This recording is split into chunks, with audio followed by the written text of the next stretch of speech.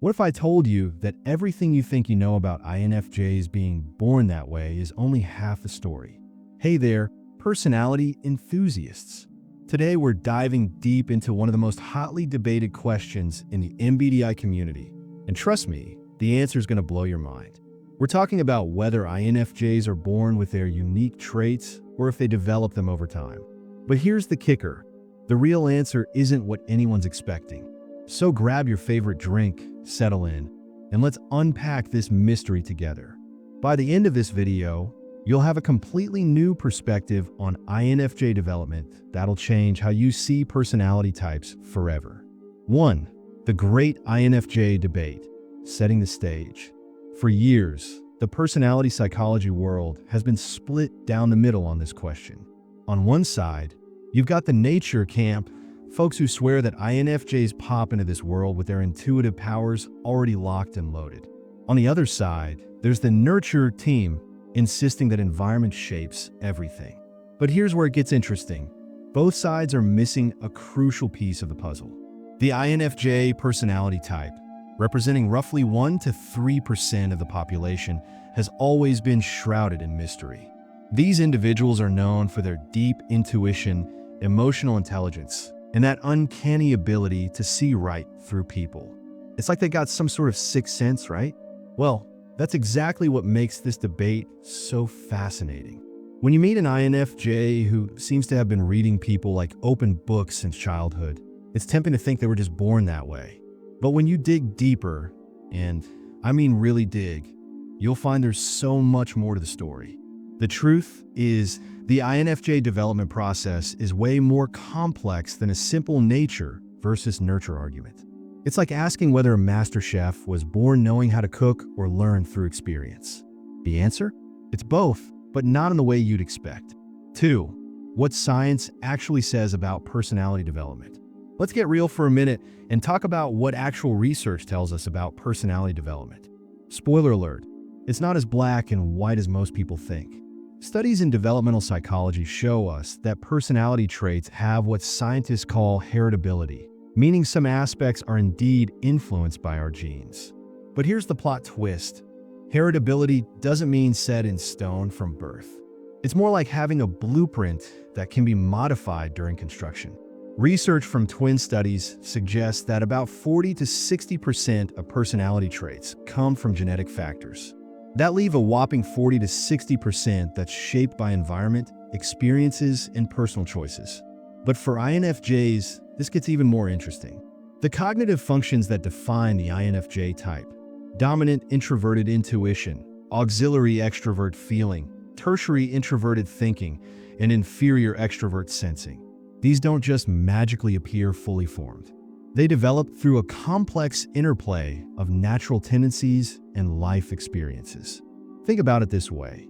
You might be born with the potential for perfect pitch, but without musical training and exposure, that potential stays just that potential. INFJs work similarly. The raw materials might be there from birth, but the full INFJ experience? That's crafted over time. 3. The genetic component, born with INFJ potential. All right, let's talk about what INFJs might actually be born with. And I'm telling you right now, it's not what most people think. Research in behavioral genetics points to certain temperamental factors that show up early in life. For future INFJs, these might include high sensitivity to stimulation, a tendency toward introversion, and what psychologists call behavioral inhibition, basically being naturally cautious in new situations. But here's where it gets fascinating. These aren't INFJ traits per se. They're more like the raw ingredients that could potentially develop into INFJ characteristics under the right circumstances. Studies have identified something called sensory processing sensitivity that affects about 20% of the population. Many INFJs score high on this trait, which involves deeper processing of sensory information, greater emotional reactivity, and increased awareness of subtleties in the environment. Now, is sensory processing sensitivity the same as being an INFJ? Absolutely not. But it might be one of those genetic predispositions that, combined with specific environmental factors, increases the likelihood of developing INFJ traits. Another genetic factor that's super interesting is something researchers call cognitive reflection tendency. Basically, how naturally inclined someone is to think deeply about problems. Some people seem wired to dive deep into complex ideas from an early age, while others prefer more straightforward, surface-level thinking. But here's the kicker. Having these genetic predispositions doesn't guarantee someone will become an INFJ. It's more like having the right soil conditions for a particular type of plant to grow. You still need the right seeds, water, and sunlight. 4. Environmental influences. The making of an INFJ. Now we're getting to the juicy stuff. How environment shapes potential INFJs into the complex individuals we recognize today. The environmental factors that contribute to INFJ development are incredibly diverse and often surprising. We're talking about everything from family dynamics to cultural influences, educational experiences to traumatic events, and even seemingly minor interactions that happen at crucial developmental moments. One of the biggest environmental factors is what psychologists call early relational experiences. INFJs often report having deep, meaningful connections with caregivers who encouraged introspection and emotional expression. These early relationships teach future INFJs that their inner world is valuable and worth exploring. But here's a twist. Many INFJs also report feeling different or misunderstood in their families or communities. This sense of being an outsider often pushes them to develop their intuitive abilities as a way of understanding social dynamics and finding their place in the world. Educational environments play a huge role too. INFJs often thrive in settings that value creativity, critical thinking, and individual expression. But they can also develop their characteristic traits as a response to more rigid educational systems, using their intuition to navigate unspoken rules and expectations. Cultural factors are massive too. Growing up in cultures that value harmony, community, and emotional awareness tends to nurture INFJ development. But interestingly, some INFJs develop their traits as a response to cultures that suppress these values, almost like a psychological rebellion. Traumatic experiences, unfortunately, also play a role in many INFJ development stories. Many INFJs report developing their heightened awareness and people reading skills as protective mechanisms. It's like their intuition became finely tuned to detect potential threats or conflicts. 5. Critical periods when INFJ traits crystallize. Here's something most people don't know. There are specific periods in development when INFJ traits tend to crystallize or become more defined. And understanding these periods completely changes how we think about the born versus made question. The first critical period happens around ages 7 to 12, what developmental psychologists call middle childhood. This is when kids start developing more sophisticated social awareness and begin to understand that other people have internal mental states different from their own. For future INFJs, this period often involves a sudden awakening to the complexity of human emotions and social dynamics. They might start noticing patterns in behavior, picking up on unspoken tensions, or becoming the go-to person for friends with problems. But here's what's crucial. Not every sensitive, intuitive child becomes an INFJ. The ones who do typically have experiences during this period that reinforce and validate their emerging abilities. Maybe they successfully predict a family conflict, or they help a friend through a difficult situation using their intuitive insights. The second critical period is adolescence, roughly ages 13 to 18. This is when the INFJ's auxiliary function, extrovert feeling, typically starts developing more fully.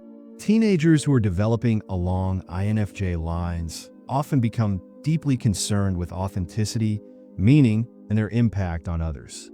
Many INFJs report that high school was when they really started feeling like old souls or began having deep philosophical conversations that their peers found weird or intense.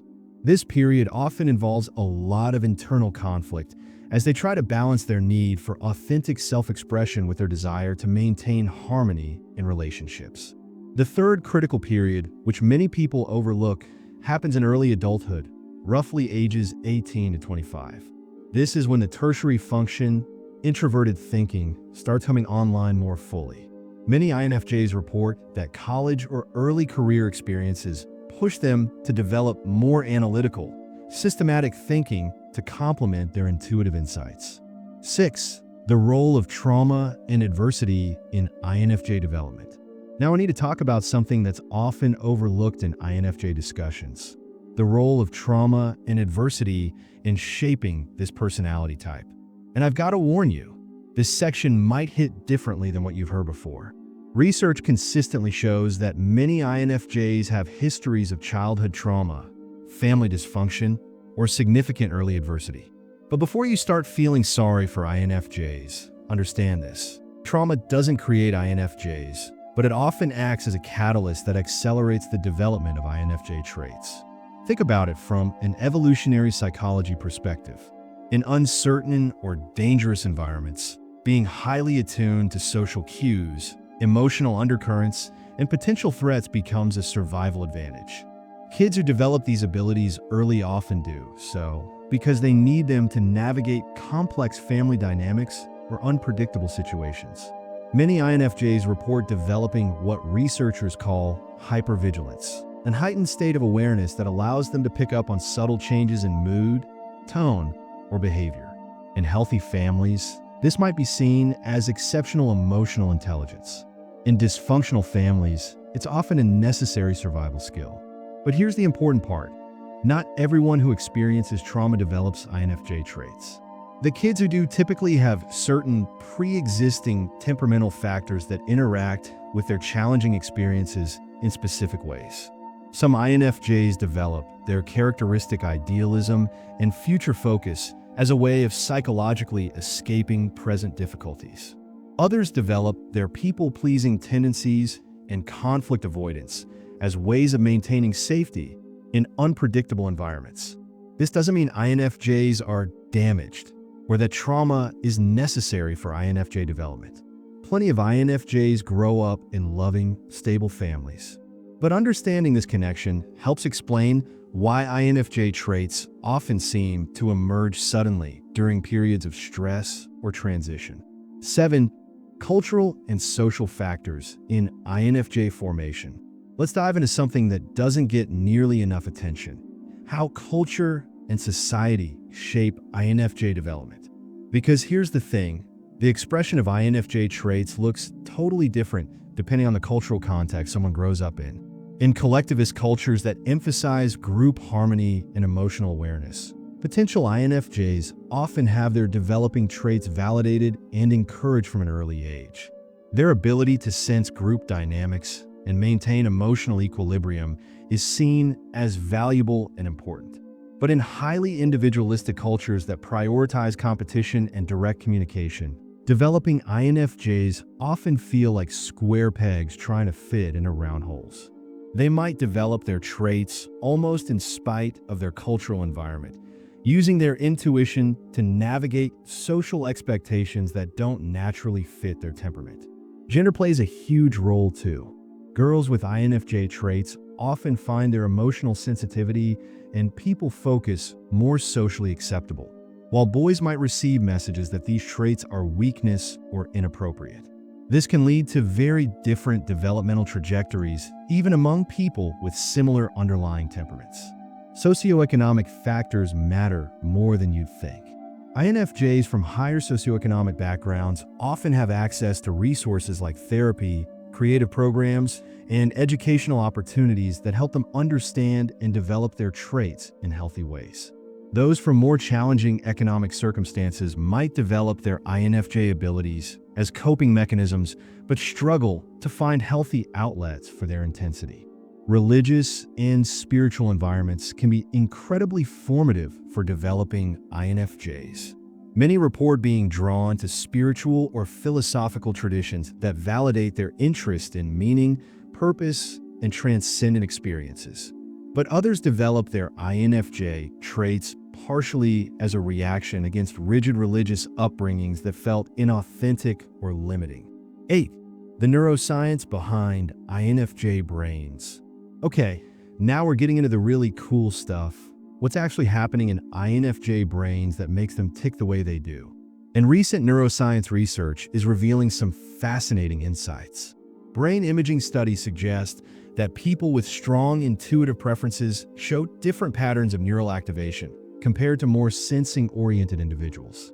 INFJs tend to have heightened activity in brain regions associated with pattern recognition, future planning, and integration of complex information. But here's what's really interesting. These brain patterns aren't fixed for birth. Neuroscientists have discovered that our brains remain remarkably plastic throughout life, constantly rewiring themselves based on our experiences and behaviors. The INFJ's dominant function, introverted intuition, seems to involve increased connectivity between different brain regions, allowing for the kind of big picture thinking and pattern recognition that INFJs are known for. But this enhanced connectivity develops over time through practice and experience. Studies of the default mode network, the brain regions active when we're not focused on external tasks, show interesting patterns in intuitive types. INFJs often have highly active default mode networks, which might explain their tendency toward introspection and their ability to make connections between seemingly unrelated ideas. The development of empathic abilities in INFJs appears to involve enhanced activity in mirror neuron systems and increased connectivity between cognitive and emotional brain regions. But again, these patterns strengthen with use and practice. What's particularly fascinating is that meditation and mindfulness practices, activities many INFJs are naturally drawn to, actually strengthen the very brain networks associated with INFJ cognitive functions. It's like their brains are wired to benefit from the exact activities they tend to enjoy. 9. Common misconceptions about INFJ development. Let's bust some myths that are floating around out there about how INFJs develop, because there's a lot of misinformation that needs clearing up. Myth number 1. INFJs are psychic or have supernatural abilities. Look, I get it. When you meet an INFJ who seems to read your mind or predict exactly what you're thinking, it can feel pretty magical. But what's actually happening is pattern recognition and emotional attunement that's been honed through years of practice and observation. Myth number 2. All sensitive children become INFJs. Nope, not even close. Sensitivity is just one ingredient in the INFJ recipe. Plenty of highly sensitive people develop into other personality types, depending on their other traits and experiences. Myth number 3. Trauma is required to become an INFJ. This one's particularly harmful because it suggests INFJs are somehow broken or damaged. While many INFJs do have trauma histories, plenty develop their traits through positive experiences and natural temperamental inclinations. Myth number 4. INFJs can't change or develop further once they reach adulthood. This is completely wrong. Personality continues developing throughout life, and INFJs are particularly capable of growth and change because of their natural inclination towards self-reflection and improvement. Myth number 5. You're either born an INFJ or you're not. This black and white thinking misses the beautiful complexity of human development. INFJ traits exist on continua, and people can develop more or less pronounced INFJ characteristics throughout their lives. Another big misconception is that INFJs are always introverted loners. While they do need alone time to recharge, many INFJs are quite social and develop strong interpersonal skills. Their extrovert feeling function drives them to connect with others, even if they do it in their own unique way. 10. The role of relationships in INFJ development. Relationships play such a crucial role in INFJ development that you really can't understand this personality type without looking at their relational experiences. And I'm talking about all kinds of relationships: family, friendships, romantic partnerships, mentorships, and even challenging relationships that push INFJs to grow. Early attachment relationships set the stage for how INFJs approach intimacy and emotional connection throughout their lives. INFJs who had secure, responsive caregivers often develop healthy boundaries and the ability to trust their intuitive insights about people. Those with less secure early relationships might develop hypervigilance or people-pleasing tendencies. Friendships during childhood and adolescence are incredibly formative for INFJs. Many report having a few very close friends rather than large social groups. And these deep friendships often serve as laboratories for developing their empathic abilities and understanding of human nature. Romantic relationships often trigger major growth periods for INFJs. The intensity and vulnerability of intimate partnerships can accelerate the development of their extrovert feeling function and challenge them to integrate their idealistic expectations with messy reality. Mentorship relationships are particularly important for INFJs. Many report having teachers, counselors, or other adults who recognize their unique gifts and help them understand how to channel their intensity and sensitivity in productive ways. But here's something interesting. Conflict and difficult relationships also play crucial roles in INFJ development. Many INFJs report that their most challenging relationships taught them the most about boundaries, authenticity, and the difference between empathy and codependence. 11. Educational and career influences on INFJ formation. The educational and career paths that developing INFJs encounter can dramatically shape how their personality traits express themselves. And this is another area where the made aspect of INFJ development becomes really clear. Educational environments that encourage critical thinking, creativity, and individual expression tend to nurture INFJ development. Many INFJs report thriving in schools or programs that value their unique perspectives and gave them space to explore complex ideas. But interestingly, some INFJs develop their characteristic traits partially as adaptations to educational environments that didn't fit their natural learning style.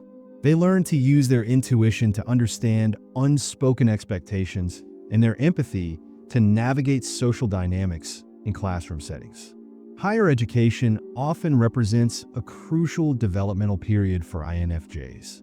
Many report that college was where they first encountered ideas and communities that validated their way of seeing the world. Liberal arts programs, philosophy courses, and psychology classes often provide frameworks for understanding their own experiences. Career experiences continue shaping INFJ development well into adulthood.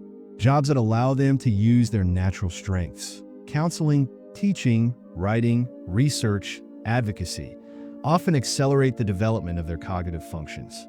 But even careers that don't seem like natural fits can contribute to growth by challenging INFJs to develop their less preferred functions. Many INFJs report that their career paths have been nonlinear, involving multiple career changes or periods of exploration. This isn't a bug, it's a feature.